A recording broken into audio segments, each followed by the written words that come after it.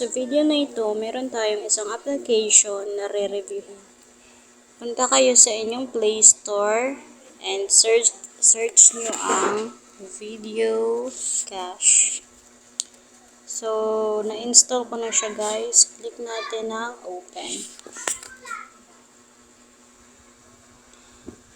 Antayin natin siyang ma-open. So, ito siya. Medyo loading lang. Sorry, mahina kasi yung yung wifi.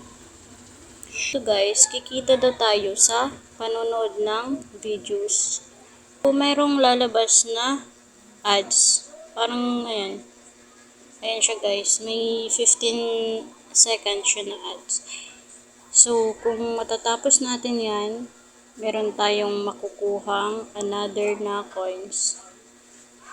So, X lang natin siya. Click natin yung redeem. So, as you can see guys, kapag i-click ko yung redeem, may lumalabas na ads. Ayan siya.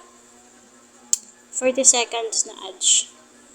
Lagi may lumalabas na ads kapag i-click ko siya. So, antayin lang natin matapos itong ads. Ayan. Antayin lang natin. So, ayan na guys. Tapos na. So, X na natin siya. Ito. So, as you can see, may Gcash na redeem dito. Ayan. Gcash. So, nag-withdraw ako dito ng isang beses. Eto. Ako dito ng guys, ng $300 daw. Ayan siya.